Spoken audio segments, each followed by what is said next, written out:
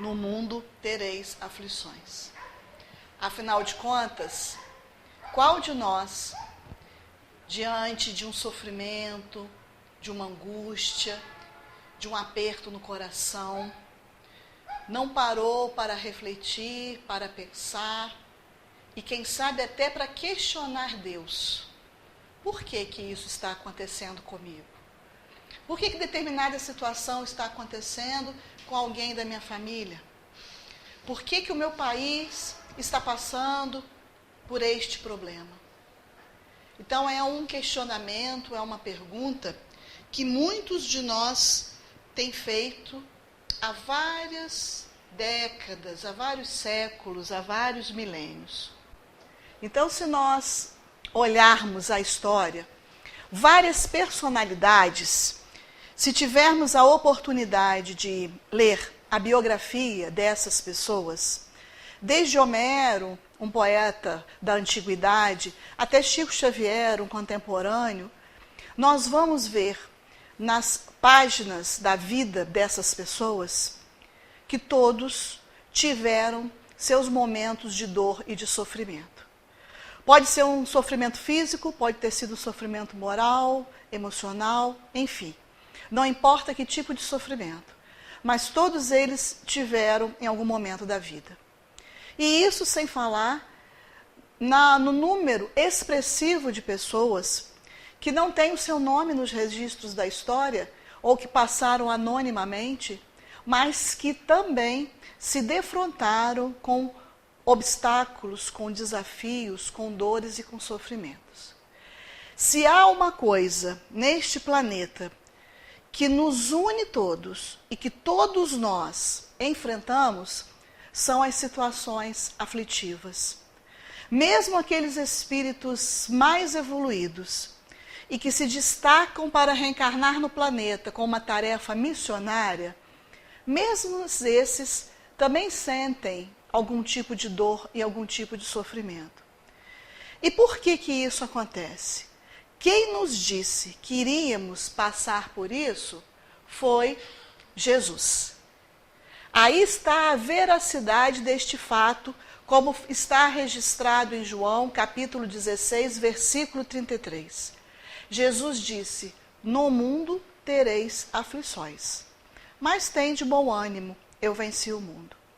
Em que circunstância Jesus proferiu esta frase? Eram os seus momentos quase derradeiros, onde ele estava tendo encontros íntimos com os apóstolos. Já não era mais o momento de falar para uma grande multidão. Ele já sabia que Judas iria entregá-lo, que ele seria preso, que ele seria condenado, que ele seria crucificado. Tudo isso ele já sabia. Então já estava próximo esse momento. Então ele aproveitou para ter conversa com seus apóstolos bem íntimas a respeito de vários temas e principalmente preparando aqueles homens para o porvir. Durante os 3 anos de messianato de Jesus, os apóstolos fizeram muito pouco. Procuraram estudar, observar, aprender, duvidar, desconfiar de algumas coisas, se espantar com outras, se surpreender. Mas colocar a mão na massa efetivamente, eles fizeram depois do retorno do mestre ao mundo espiritual. Aí sim, o trabalho de divulgação da Boa Nova, a ampliação do trabalho de caridade foi excepcional. E diante disso, muitos desafios a serem vencidos, muitas dores e muitos sofrimentos. Todos eles tiveram mortes, com exceção de Judas e de João, muito trágicas. Então Jesus, preparando aqueles homens para o que iria enfrentar, dizia para eles: olha, no mundo tereis aflições, problemas para serem vencidos. Ele dizia isso também porque ele também estava enfrentando situações conflitantes. Somente a ideia dele ter vindo aqui para nos abrir os olhos, para nos ajudar, para nos mostrar o caminho, e a gente não tem entendido bem isso, já era uma dor e um sofrimento para ele, de não ter se feito tão compreendido quanto gostaria que fosse. Então Jesus, quando diz isso, ele diz para ele mesmo, para os apóstolos, para nós também.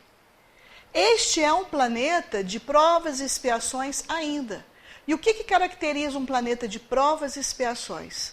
Provas, testes e expiações, dores, sofrimento. Então, todos nós que estamos reencarnando aqui, temos numa determinada fase da nossa vida, alguma situação de dificuldade para ser superada e vencida. Assim como alguns momentos de alegria e de felicidade também. Mas a nossa estadia aqui não é como alguém que vai para um lugar passar férias, ter momentos apenas de boa aventura. A nossa estadia aqui é educativa. E esta educação vem muitas vezes através das dores que nos colocam no rumo certo. E baseado nisso que aconteceu, inclusive com os apóstolos, de terem mortes martirizadas, nós temos o exemplo do nosso amigo Divaldo Franco, que numa entrevista para a Federação Espírita do Paraná, há dois anos atrás, quando ele esteve lá, ele deu uma entrevista, ele contou uma história que nos mostra também essa situação de dificuldade que ele teve. Há pouco tempo aí passou o filme no cinema, então a gente viu que a vida dele também não foi de facilidades, né? E o que ele conta nessa entrevista? Ele conta que quando ele era muito jovem, ele ouviu falar da Revolução Cubana e do que estava acontecendo naquele país quando Fidel Castro assumiu o poder. E que as pessoas que eram contrárias àquele regime, fossem eles políticos ou religiosos, filósofos, cientistas, não importava, eram levados para um lugar chamado Paredão, que era um paredão imenso, e ali essas criaturas eram fuziladas. Quando Divaldo toma conhecimento disso, ele imagina que se ele fosse para Cuba e divulgasse o espiritismo lá, que ele seria preso e que ele seria fuzilado. E aí ele se tornaria um mártir do espiritismo. Ele então pede a Joana de Ângeles que faça esse pedido a Jesus, que permita que ele saia do Brasil, que vá para Cuba e que lá ele comece a divulgar a doutrina espírita. E Joana disse para ele que é um pedido muito inusitado.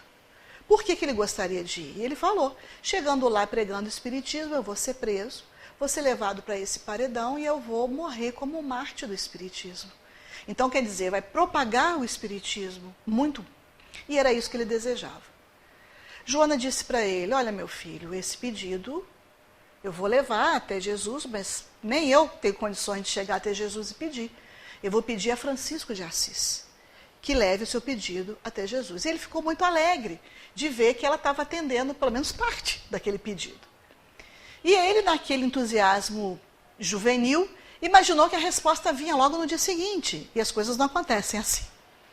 Então passou um dia, uma semana, um mês, e aí depois a Joana retorna e diz para ele, trago a resposta de Jesus. Ele disse que você poderá ser um mártir do espiritismo. E Divaldo diz que ficou exultante de alegria, que ele chorava, que ele ficou numa emoção tão grande e perguntou para ela, quando? Amanhã mesmo eu já posso ir? E ela muito séria olhou para ele e falou, meu filho, você está querendo martírio ou exibicionismo? Ele falou, não irmã, eu estou querendo martírio, eu quero ir para lá, eu quero ser martirizada. Ela falou, pois bem, Jesus mandou dizer então que você será realmente um mártir do espiritismo. Mas que para isso aconteça, não é necessário que você vá para Cuba, que pregue lá o espiritismo e que seja fuzilado no paredão. Aliás, ele acha que isso é uma coisa muito simples, qualquer pessoa pode fazer. Para você, ele quer um martírio especial. Ele vai lhe dar uma vida muito longa. E nessa vida longa, você vai sofrer vários percalços e vai realmente se tornar um mártir do espiritismo. E aí Divaldo, nessa entrevista, 2 anos atrás, quando ele tinha 90 anos, que esse ano, em 2019, ele completou 92, ele disse no final da entrevista, realmente, estou tendo uma vida longa, e durante essa minha trajetória aqui na Terra, levei muita bofetada na cara, levei muitos empurrões, porta fechada, ouvi calúnias a meu respeito que até hoje eu acho que são injustiças. Mas mesmo assim, tive o bom ânimo para suportar tudo isso, para vencer as dificuldades. E nessa jornada toda, se tive muitos momentos de dores e de aflições, tive também outros de alegria e de felicidade, mostrando que a nossa vida terrena é um toma lá da cá, de dificuldades, de alegrias, de sofrimentos e de contentamento, dando para a gente o seu próprio exemplo de vida. Então, se nós pararmos para pensar, eu queria ser um Divaldo, né? Queria fazer o que Divaldo faz, mas será que nós gostaríamos também de receber os encargos da vida deste homem? Queria ter a vidência de um Chico Xavier, que não sabia nem distinguir quando era um espírito encarnado de um desencarnado. Mas e as dificuldades que ele teve? Teríamos também a mesma coragem de enfrentamento? Então, diante disso, nós buscamos lá no dicionário o que é a aflição. Olha quanto sinônimo para uma palavrinha tão pequena. É agonia, atribulação, angústia, sofrimento, tristeza, mágoa, pesar, dor, cuidado, preocupação, inquietação, ansiedade, padecimento físico, tormento e tortura. Então, todos esses significados para a palavra aflição. E nós podemos detectar muitas dessas palavras e relacioná-las com situações vividas nesta nossa atual reencarnação. E nós temos vários graus de aflição. Alguns talvez menores, outros talvez maiores. Toda mãe, no seu processo gestacional, passa por um momento de aflição.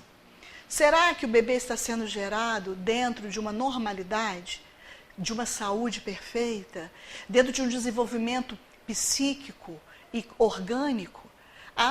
Mas hoje em dia nós temos ultrassom, e ultrassom de última geração, que mostra tudo, mas nem sempre foi assim.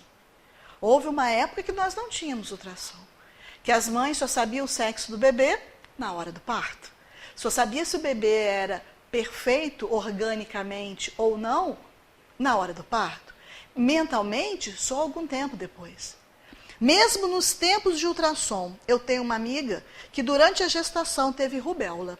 Não identificou que foi rubéola durante a gestação. E só descobriu que o filho era deficiente auditivo quando ele tinha 3 anos de idade. Então, mesmo com todos os equipamentos hoje em dia para detectar algumas deficiências orgânicas, ainda existem situações que isso escapa da medicina.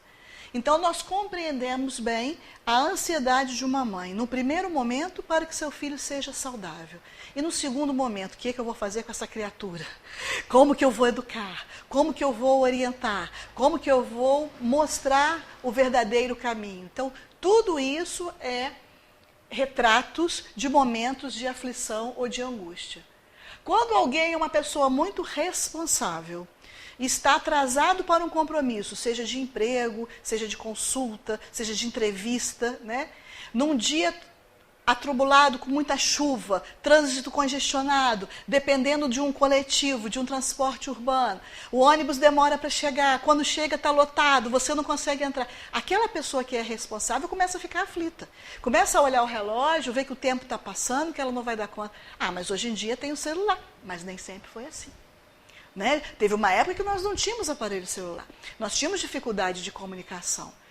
Mas a gente tinha o telefone público, que muitas vezes tinha fila, quando chegava na nossa vez o telefone não estava funcionando, ou a gente não tinha ficha lá do orelhão, ou não tinha cartão. Nossa, parece coisa do outro século, não parece falar que é assim? Tem gente que acha que nem sabe o que é isso, né?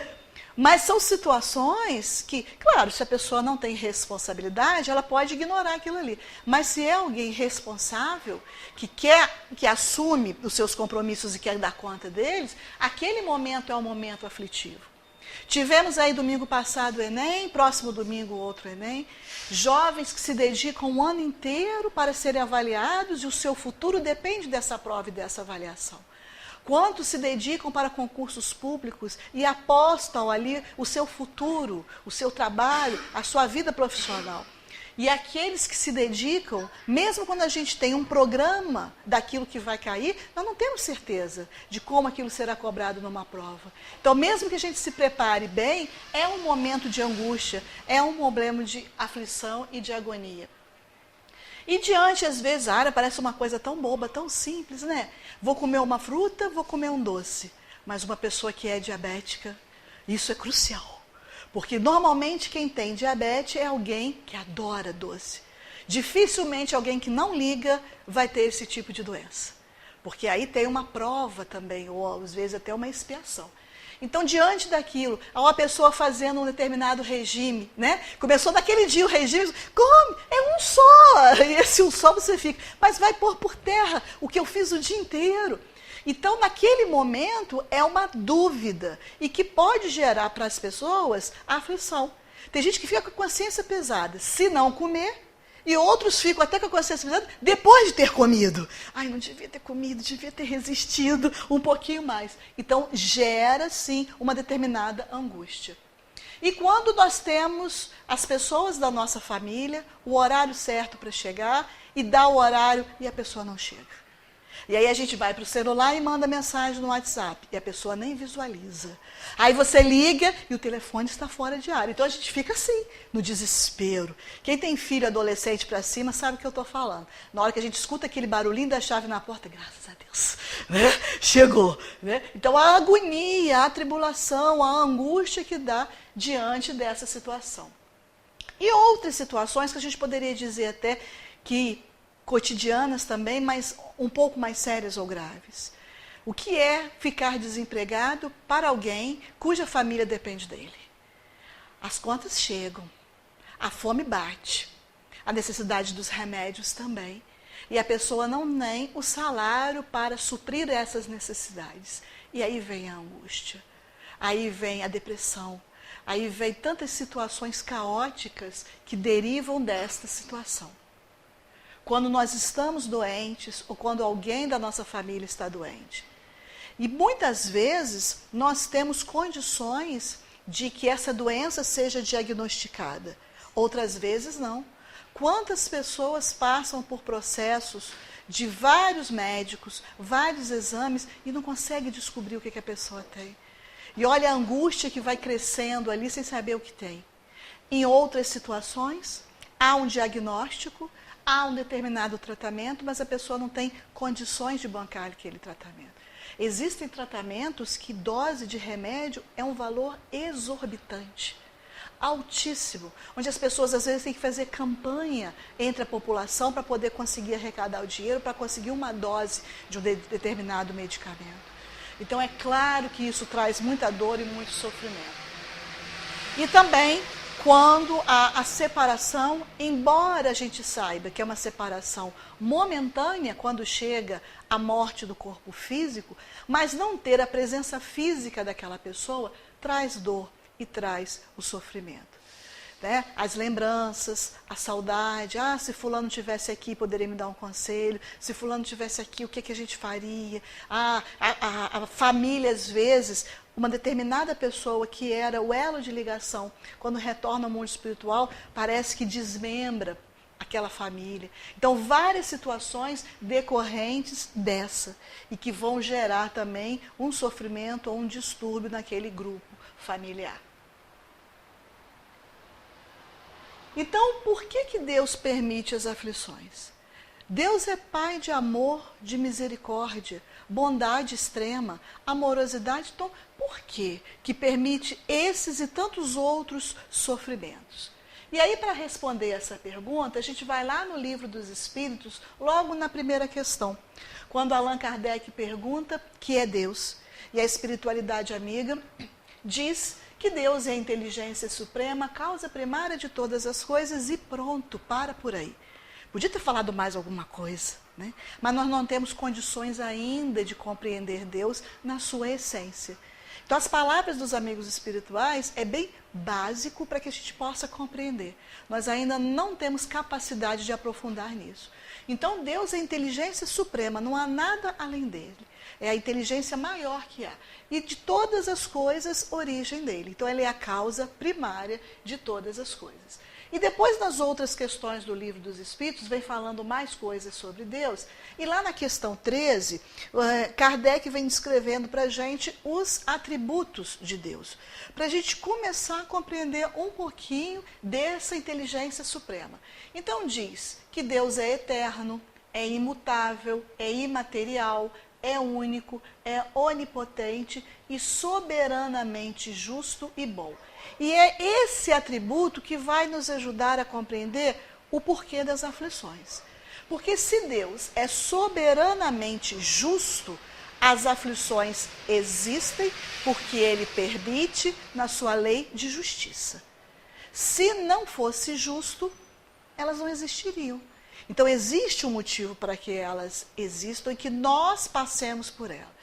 E também porque Ele é bom. Se Deus é bom, deve ter alguma utilidade boa nessa dor e nesse sofrimento.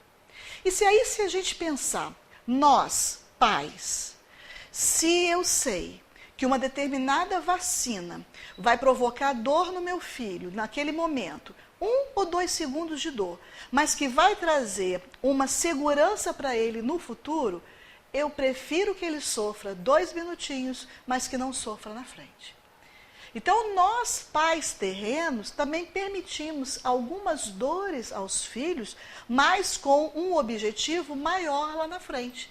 Então, Deus, que é Pai de todos nós, vai permitir também a mesma coisa.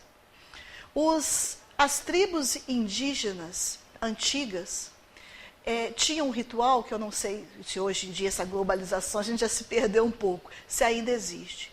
Mas quando eles se reuniam no meio da taba, nas noites frias, e acendiam fogo para aquecer todos, as crianças pequenas, principalmente aquelas que engatinhavam, tinham a curiosidade de se aproximar do fogo e colocar a mãozinha ali. E os pais iam lá, tiravam o bebê e traziam para longe do fogo. Daí a 2 minutos eles ficavam sentados ali quietinho, não iam mais lá, né? Criança é assim, né? Iam eles de novo lá para tentar colocar a mãozinha no fogo. Os pais faziam isso várias vezes. Até que em um determinado momento, eles param de fazer isso.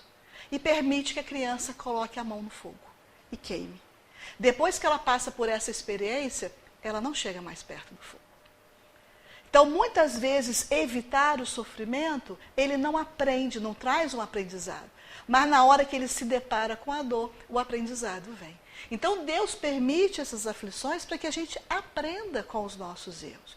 Nós não temos necessidade de passar por elas. Podemos ir para um caminho melhor. Mas na nossa teimosia, a gente se afasta desse caminho. E ao afastar desse caminho, a gente se encontra com a dor. E aí a gente tem aqui agora uma história de um barbeiro. Né, um rapaz que foi no barbeiro cortar o cabelo e esse barbeiro vai dizer para ele que não acredita em Deus. E aí é um videozinho que a gente vai ver, está em espanhol, mas tem a tradução, a legenda em português. Onde que eu clico aqui agora?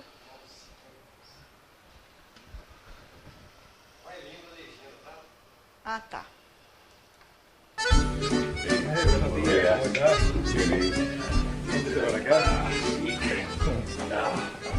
Como vai? Bem.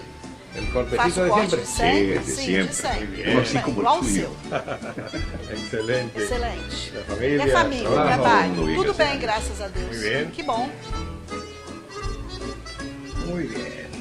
Vamos a poner aquí un poquito.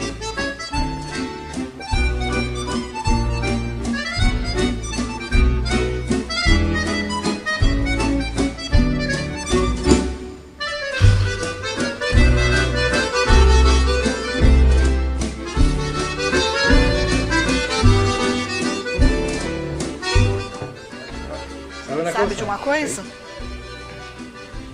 Yo Eu não creio que Deus existe. Por que diz isso, meu amigo? É muito fácil. Al salir Ao a la sair na calle rua, nos nos damos conta de que Deus não existe. E Se não, diga-me. Dígame. Se Deus existe, por que há tantas pessoas doentes? ¿Por qué hay Por niños que há abandonados? crianças abandonadas? Não, meu No, mi amigo. amigo, si Se Dios Deus existiera, existisse, no não habría haveria sufrimiento, sofrimento, não haveria tanto tanta dolor dor na para la humanidade. Lo Não posso entender porque se existe um Deus, permite que possa passar por todas essas coisas.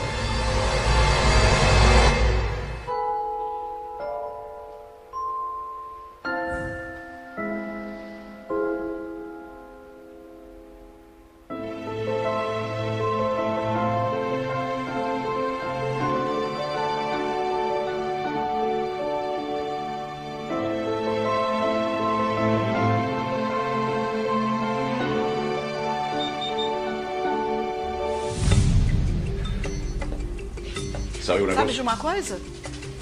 Cabeleireiro não existe. Como? E eu que sou? Cabeleireiro não existe. Porque se cabeleireiro existisse, não haveria pessoas com cabelo tão longo como o deste rapaz. Cabeleireiro sim existe. O problema é que essas pessoas não vêm até mim. Exatamente. É isso mesmo. Deus existe. Só que as pessoas não vão até ele. Por isso, meu amigo, há tanta miséria e dor no mundo.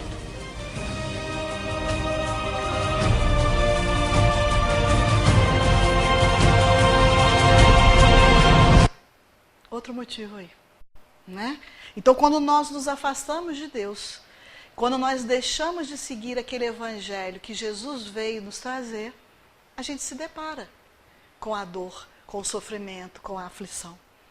Então, não é Deus que está fazendo com que a gente sofra. Nós é que estamos sofrendo, e isso sendo a consequência dos nossos atos equivocados. E aí, dentro da doutrina espírita, nós temos dois postulados que nos ajudam a compreender essas dores e os sofrimentos, que é a lei de causa e efeito e a reencarnação. O que nos diz a lei de causa e efeito? Que tudo aquilo que eu emito, eu recebo. Tudo aquilo que eu envio, eu recebo. Então, se eu envio um pensamento negativo para alguém, aquele pensamento negativo pode ou não atingir aquela pessoa. Se ela estiver na mesma sintonia, ela recebe. Se ela estiver em outra sintonia, ela não recebe. Mas, com certeza, aquilo volta para mim. E o pior é que volta com uma bagagem maior. Por quê? Porque tudo que a gente está em volta da gente é energia, o pensamento é energia. Então, na hora que eu emito um pensamento para alguém, e esse pensamento é negativo, vai agregando outros pensamentos negativos na mesma sintonia. Chegou lá no fulano, ele está numa sintonia superior, aquilo nem atinge, mas vai voltar para mim com uma quantidade maior, porque vai agregando aquilo tudo que vai encontrando no meio do caminho. A mesma coisa se eu mando uma energia positiva. Aquilo vai chegar, vai atingir ou não a pessoa, mas com certeza vai voltar. Então é mais ou menos isso que acontece com a bolinha. Atinge, mas volta. Então ela vai atingir, depende. Então se alguém vai mandar um pensamento para mim negativo, se eu estiver bem, aquilo nem me atinge. Agora, se eu estiver na mesma frequência da pessoa, aí eu vou receber aquela emanação, né? Então, quando existe uma causa positiva, vai gerar um efeito positivo. Por isso que os espíritos dizem que é fator de inteligência a gente pensar coisas boas e coisas positivas. Aí alguém vem me contar alguma coisa negativa de fulano. Eu coloco um ponto final ali e ressalto uma qualidade de fulano. Que muitas vezes a gente não faz, né? A gente ajuda a afundar mais a pessoa. Então, porque a gente tem que tomar cuidado com relação a isso. Porque olha o que a gente está atraindo para o nosso redor. Aí depois acontece uma coisa negativa, por que aconteceu isso comigo? Olha, o que a gente está gerando. Então, uma causa negativa vai gerar o quê? Um efeito negativo também. Então, de que lado você, nós estamos? Nós estamos só com pensamento positivo ou só pensamento negativo? Você vê uma coisa muito simples que acontece? Quando começa a queimar aparelho eletrodoméstico na casa da gente. Não sei da de vocês, porque lá em casa, assim, queimou a resistência do ferro. Aí queima a resistência do chuveiro, eu começo, vai queimar mais o que agora, gente? Aí a máquina de lavar queima, aí queima outra coisa. Porque parece que a gente está atraindo, a gente começa a reclamar. E aí, em vez da gente sair daquela situação, não. Parece que as coisas ficam mais confusas ainda. A gente fala, nossa, tem tanto problema, não sei onde que eu vou parar. Aí vai chegando mais, porque a gente está atraindo aquilo aí. Então, é a lei de causa e efeito, né? E o outro postulado é a reencarnação. Né, lá, os irmãozinhos voltando mais uma vez. é nas sucessivas reencarnações em que progressivamente ocupamos os mais variados papéis no teatro do mundo, que a soberana justiça e bondade de Deus impõem as devidas compensações, fazendo-nos sofrer as consequências das ações más que porventura tenhamos praticado e, melhor do que isso, colher os frutos de nossas boas obras. Deste modo, se sofremos, é porque em nossas próprias ações infringimos as leis divinas ou naturais. Então, as leis de Deus, as leis divinas, elas são perfeitas. E elas são para todo mundo. Elas estão aí. Quando a gente sai, a gente infringe essa lei e aí a gente encontra essa consequência. Se a gente não infringir, a gente não vai encontrar a dor ou o sofrimento. E como que nós temos encarado as aflições na nossa vida? Igual a foto. O que aconteceu ali na foto? O menino estava andando de bicicleta com rodinha. A rodinha quebrou. Então ele tinha duas alternativas. Sentar no chão e chorar, porque a rodinha da bicicleta quebrou, ou montar na bicicleta e tentar andar com ela sem rodinha. Então nós também temos a mesma situação na vida.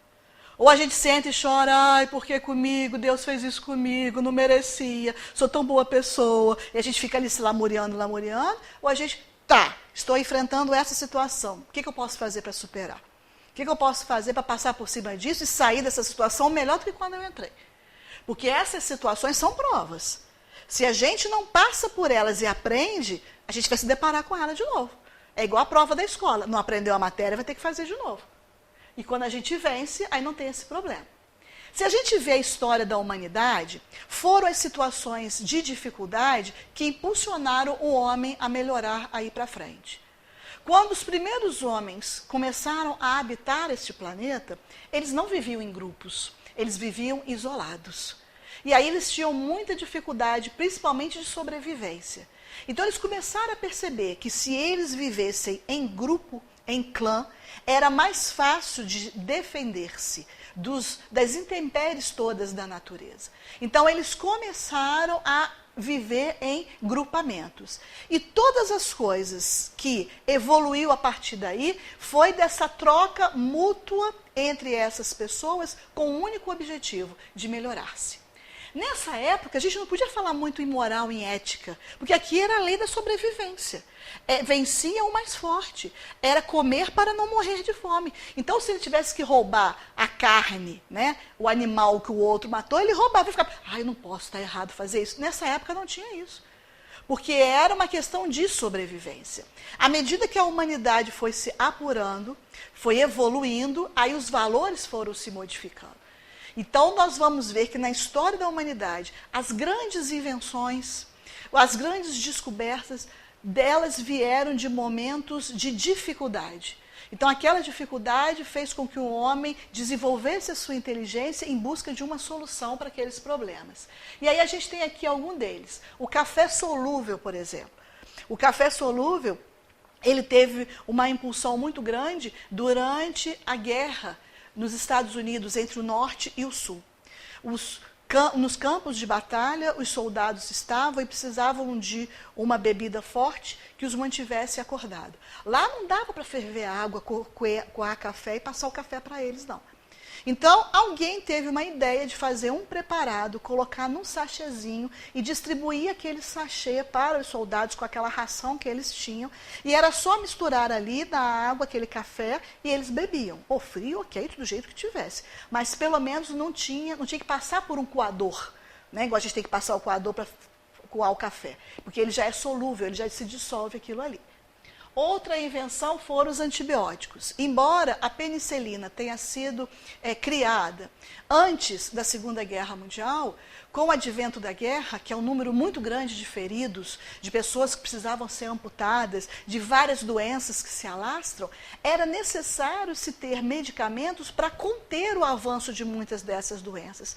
Foi aí, então, que os médicos, as pessoas da área da medicina, conseguiram fazer uma combinação e descobrir a eficiência do antibiótico. E depois da guerra, então, é a beleza que tem aí hoje em dia, né, da gente conseguir tratar com isso.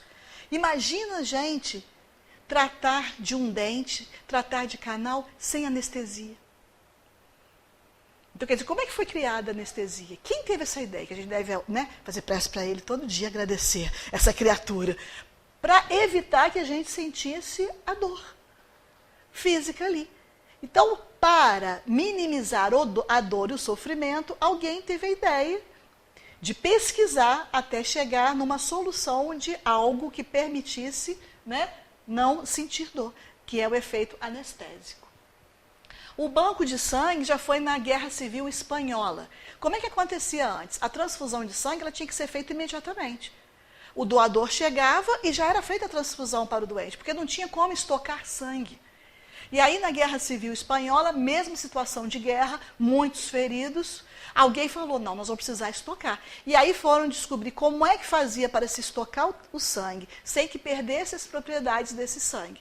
E aí, tanto é que o primeiro banco de sangue que surgiu foi em Barcelona, na Espanha, por causa da Guerra Espanhola. E depois se alastrou para o mundo, e a gente tem em todos os lugares do mundo hoje banco de sangue. Então, você chega lá, faz a sua doação, o sangue fica estocado, à medida que alguém precisa, aquele sangue é encaminhado. E o nosso amigo de todo dia, o macarrão instantâneo. Que aí foi período de guerra também, o Japão avassalado por causa da guerra, né? Arruinado depois da Segunda Guerra, bombas em cidades japonesas. As filas para que as pessoas recebessem mantimentos eram imensas. E aí tinha um japonês que ficou muito condoído com a população, que ficava na fila muito tempo para conseguir um pouco de alimento e que depois ainda tinha que ir para casa e preparar aquele alimento. E a fome tem pressa. Então ele queria um alimento que fosse rápido, que fosse instantâneo. Então no quintal da casa dele, ele começa a trabalhar as massas, principalmente uma massa chamada lamen, muito consumida no Japão, e ele começa a fazer misturas ali até que ele chega numa solução prática e rápida, que em poucos minutos aquele macarrão já estava cozido. E aí ele começa a fabricar isso no fundo do seu quintal e distribuir para as pessoas. E aquilo alimentava rápido, porque a preparação é muito rápida. Quando melhora um pouco a situação do pós-guerra, ele pega esse invento dele e ele vai em várias empresas alimentícias tentando registrar esse invento. E várias empresas fecharam as portas para ele, falaram que isso não ia ser comercializado, não ia ter sucesso. Até que uma empresa aceitou e comercializou. E a gente pode entrar em qualquer mercado do mundo que a gente vai encontrar um pacotinho de macarrão instantâneo hoje. Né? Então, quer dizer, um momento de dificuldade que impulsionou isso aí. Lá no Evangelho, segundo o Espiritismo, no capítulo 5, item 4, Allan Kardec vem dizer para a gente, a quem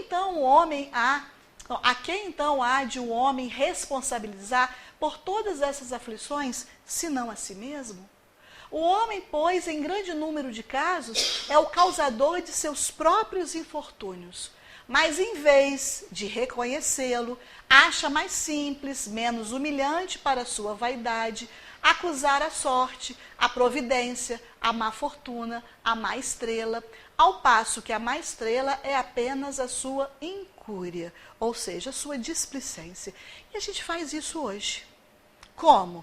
A culpa é do governo. A culpa é da prefeitura. A enchente, porque não limpa os bueiros. Porque, agora, quem é que joga lixo no bueiro? Quem é que joga lixo no rio? Então é muito mais fácil, igual ele está falando ali, né? Mais simples a gente acusar os outros. Tem um palestrante de Belo Horizonte, que outro dia eu estava ouvindo uma palestra dele, e ele disse que foi a São Paulo fazer um curso no fim de semana na área profissional dele. E que no sábado havia chovido muito. A gente sabe que quando chove, São Paulo alaga tudo. E aí no domingo de manhã ele estava indo para esse curso e ele passou e viu um grupo de garis limpando a sujeira da enchente. E ele ouviu, quando ele passou, um gari falar para o outro assim, o caminhão está demorando tanto para passar, para recolher o lixo, né? Vamos jogar aqui no bueiro mesmo? Tinha tido enchente na véspera. Olha só. Aí entra a água, acaba com os móveis das pessoas, né? E aí de quem que é? Aí de quem que é a culpa? De quem que é a responsabilidade? Então, se cada um de nós cumprir com o nosso papel, vai ficar um pouco mais fácil. Na Revista Espírita, de julho de 1862, Allan Kardec conta uma história que aconteceu com ele.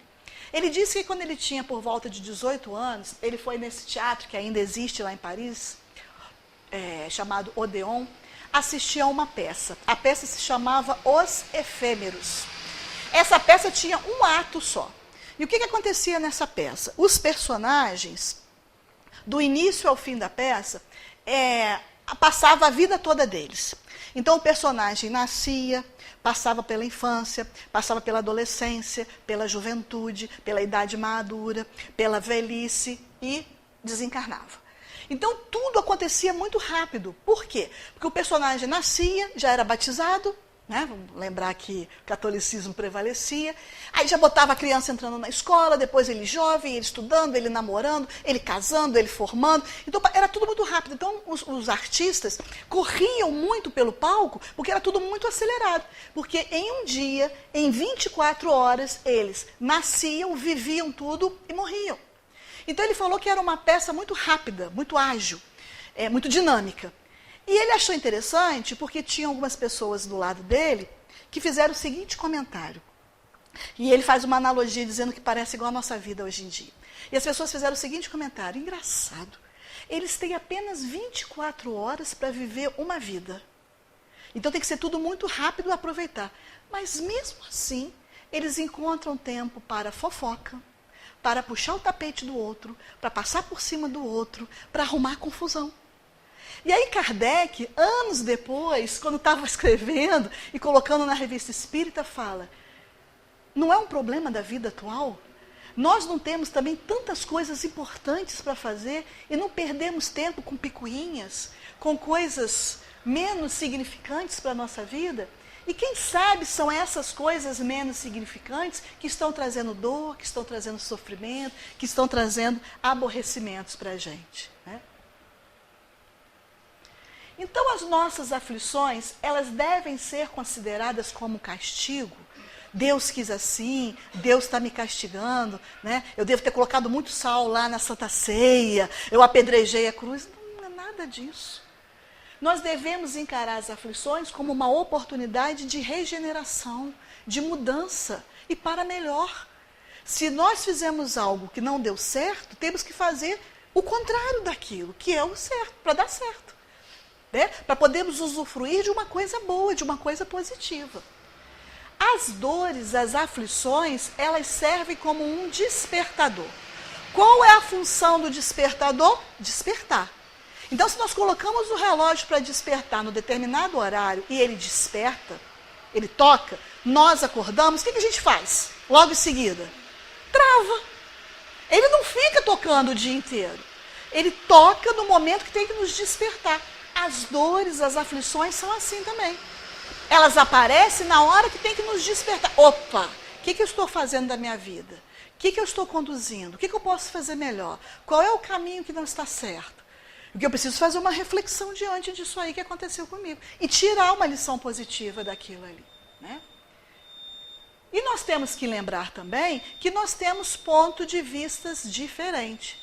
Nem sempre pessoas que passam pela mesma situação encaram a situação de uma mesma maneira. A gente pode ter duas pessoas que estão numa cadeira de rodas, uma sem sair de casa, depressiva e reclamando de tudo, e outra saindo por aí fazendo palestra. Como era o caso de Jerônimo Mendonça, que andava numa cama. Andava, né? Que se locomovia, que as pessoas o levavam numa cama, fazendo palestras. Então, como que a gente está encarando a situação? Então, ali, o que nós estamos vendo naquele desenho? Pode falar que não vai ser reprovado, não. Um pato. Alguém viu outra coisa? Opa, mas pato é diferente de coelho, gente. Como é que pode ser? Pássaro. Mas a figura não é a mesma? Não é a mesma para todo mundo? E por que alguém está tendo percepção diferente? Porque diante de uma situação a gente encara diferente. Então, às vezes, a gente tem mania de falar assim: fulano, eu no seu lugar, eu não fazia isso que você está fazendo, não. Eu ia fazer assim, assim, assim, assim. Mas peraí. No seu lugar, você com as experiências dele.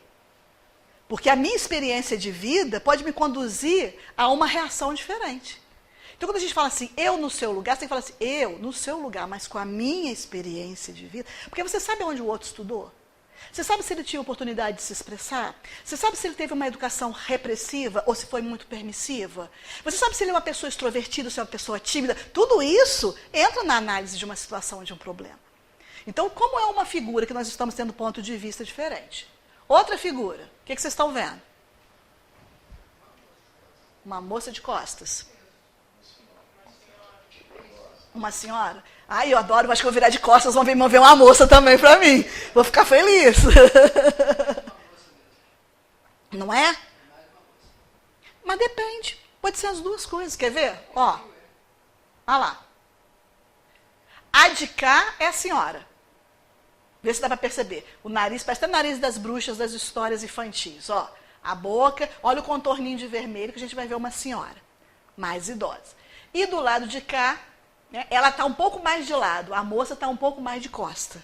A moça está com um chapéuzinho também, né? Aqui onde é o olho de uma, a outra é a orelha, e onde é a boca de uma é o colar da outra. E lá em cima, tanto pode ser um coelhinho, como pode ser um pato também. Então depende do ponto de vista. Então, diante das situações, por isso que às vezes as situações parecem ser semelhantes para as pessoas, mas elas têm reações diferentes, ou elas têm alternativas diferentes, soluções diferentes, maneiras diferentes de encarar aquele problema. Nós podemos ajudar perfeitamente, né? Dar uma ideia, mas se você tentar assim, mas respeitar a experiência do outro. Muitas vezes, se a gente estivesse na situação do outro, a gente agiria da mesma forma. É muito fácil, às vezes, né, a gente analisar uma situação sem a gente estar dentro do problema. Existem situações que são muito críticas. E a gente fala, tinha que ter pena de morte. Fulano tinha que apodrecer naquela... Será? E se fosse a gente? A gente ia querer essa mesma rigidez para com a gente? E se aquela pessoa errou no momento de fraqueza? Ou no momento de coação? Porque eu não sei se me forçasse a fazer alguma coisa que a minha família sofresse também, se eu não me permitiria fazer. Então a gente tem que tomar muito cuidado, às vezes, com essas análises que a gente faz do outro. Porque às vezes o outro toma uma atitude que até mesmo a sociedade inteira está equivocada, mas que dentro dele há um sofrimento muito grande por causa daquilo que ele fez. Outras pessoas não, quem é irresponsável não liga mesmo, né? Mas quem é, cuida. Então, como que nós devemos encarar as aflições? Leon Denis, no livro Problema do Ser, Destino e da Dor, ele diz: como agir diante do sofrimento? Considerando nossas aflições como mecanismo necessário para o progresso, devemos procurar manter o bom ânimo. Leon Denis copiou de Jesus, que Jesus já tinha falado isso. Na certeza de que não há mal que seja eterno. Lembra do despertador, é só para acordar. O Senhor transforma o veneno de nossos erros em remédio salutar para o resgate de nossas culpas. Então, as dores, os sofrimentos, é para nos ajudar, para nos redimir daquilo ali. Se não é nessa encarnação, pode ser numa outra. Porque a lei de causa e efeito, ela vai vigorar em todas as circunstâncias, em todo o planeta, para todas as pessoas. E Joana de Ângeles, pelo Divaldo, no livro Iluminação Interior, diz o seguinte: não sofrer é uma pretensão utópica, quer dizer, um sonho no atual estágio de evolução da humanidade. Não tem como, no atual estágio que nós estamos, da gente não passar por sofrimento. Nós ainda estamos passando por um processo de transição, ainda de provas e expiações. Quando a gente chegar no planeta de regeneração, vai haver dor? Vai, mas vai ser bem menor do que a gente está enfrentando agora. Por quê? Porque a gente vai sair de provas e expiações. Nós vamos precisar lidar com a dor sempre. Então, nós vamos encarar a dor, sim, mas numa proporção bem menor. E já vamos estar mais bem preparados para esse enfrentamento também. Porque não é só o planeta que vai estar regenerado, nós também estaremos. Porque a regeneração não se faz sozinha do planeta. Faz do planeta e faz dos espíritos que ali habitam. E a Joana continua. No entanto, muitos sofrimentos podem ser modificados se as pessoas compreenderem por que eles existem e alterarem sua conduta diante deles, dispondo-se à renovação. Pois a felicidade não é ausência de dor, mas a perfeita compreensão da sua finalidade. Então, muitas vezes, a gente passar por um período sem dor Isso não significa que seja felicidade. Mas por que a gente está passando? E vocês podem observar aquele ditado famoso, depois da tempestade vem a bonança. Porque depois de um declive, né, quando a gente tem uma queda, a gente respira e sobe, porque a gente precisa ter força.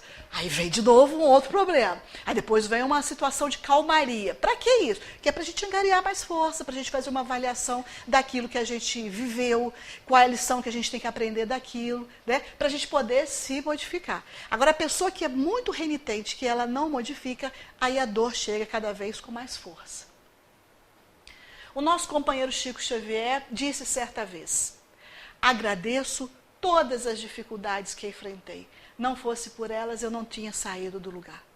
Lembra que nós falamos dos inventos da humanidade, que impulsiona? Chico também. Por quê? Porque quando está tudo bem ao nosso redor, a gente fica numa zona de conforto, de comodismo. Mudar para quê? E aí, quando vem a dor e vem o sofrimento, aí a gente precisa modificar e precisa mudar. Às vezes não é só da gente, mas é do ente querido, é de um amigo, é de alguém que a gente vai ter que se dispor mais a ajudar. Muitas vezes a dor vem na família e não é só a pessoa que está sofrendo aquilo. É todo um contexto da família toda que tem que se mobilizar em prol daquela pessoa. Então, às vezes, é a vida de um grupo inteiro que se modifica. Por que isso? Qual a finalidade disso? É claro que tem um objetivo por trás disso. Então, o Chico era assim. E nos momentos em que ele, às vezes, queria ficar numa tranquilidade, Emmanuel vinha e dava uma cutucadinha nele. Os débitos eram grandes, então precisava de muitos créditos também para poder se ressarcir diante da lei. Então, muitas vezes, ele queria fazer alguma coisa e aquilo não era permitido. Ou não era indicado naquele momento. Isso acontece com o Divaldo também. Divaldo tem uma história que um dia ele levantou querendo ir para a praia. Dificilmente ele faz isso. E um dia ele sentiu que tinha necessidade de ir, até anos que ele não ia à praia, morando em Salvador, queria ir à praia. E aí ele foi, colocou uma bermuda, imaginou Divaldo de bermuda? E foi para a praia. Chegou lá na beira do mar, ficou olhando, pensando se mergulhava ou não. Quando ele olha para o lado, aquela freira do lado dele, O que o senhor está pensando em fazer? Ele falou: minha irmã, o dia está tão bonito hoje, eu resolvi dar um mergulho. Mas com tanto trabalho para a gente fazer, o senhor vai dar um mergulho? Aí o Zé Raul Teixeira, antes do AVC, conta essa história. O Zé Raul falou: realmente não dá para a gente imaginar. O Divaldo entrando no mar para tomar banho, Joana sentada na areia esperando ele. Não dá para a gente imaginar essa cena. E aí ela fala para ele: olha, se o senhor não tem nada melhor para fazer, mais útil, eu tenho. Então, o senhor, por favor, fique aí, que eu vou para os meus afazeres. Aí, o que ele fez? Deu meia volta e foi para os afazeres dele. Aí a gente fica: puxa vida, mas nem um banhozinho de mar ele tinha direito, ele não podia? Não naquele momento. Não naquela situação da vida. Porque a programação dele não era para aquilo ali. Estava tudo encadeado. E os espíritos têm os seus horários tudo certinho. Então, não podia. O Chico também, uma vez, está tomando um cafezinho, com a conversa fiada, Emmanuel chega e fala: está na hora da psicografia. 2 minutos. A conversa aqui, a prosa está boa, só mais um cafezinho, mais um pão de queijo. Aí, Emmanuel, 2 minutos, sai. Daí 2 minutos, Emmanuel volta: Chico, já deu 2 minutos. Emmanuel, mais 2 minutinhos, só mais uma xícara de café. Emmanuel permitiu. Da terceira vez, Emmanuel falou para ele: se o senhor não tem mais nada de melhor para fazer, eu tenho, não posso ficar ali esperando. Aí o Chico levantou, despediu dos companheiros que estavam ali e foi trabalhar. E a gente quer ser Chico. E a gente quer ser Divaldo. E a gente adora ficar um pouquinho mais na cama, na hora que tem que levantar. Quer dizer, cada coisa para a pessoa certa. Então, meus amigos, vamos lembrar do que Jesus disse. No mundo tereis aflições. Teremos aflições. Teremos dores, teremos sofrimento. Mas também teremos bom ânimo, coragem, confiança, boa vontade. Por quê? Porque ele venceu o mundo. Mas ele é Jesus. Ele está lá em cima na hierarquia. Não, ele é alguém que passou por uma experiência e venceu. E está falando para a gente que é possível a gente vencer também. Se fosse algo que não seria possível para nós, que estamos na retaguarda da evolução, ele não teria nos dito isso. E lembrar que um dia ele foi um espírito como nós, na retaguarda também. Mas que por ter pisado e acertado esses passos no caminho do bem, conseguiu chegar nessa envergadura moral que ele chegou. Então, é possível que a gente chegue também. Basta para isso o quê? Ter bom ânimo, ter coragem, ter confiança, ter fé, fazer prece e acreditar que Deus, que é Pai de amor e misericórdia, não nos abandone. E lembremos de uma frase de Joana de Ângeles que está no livro Vida Feliz. A dor só faz o trabalho que nós não permitimos ao amor fazer.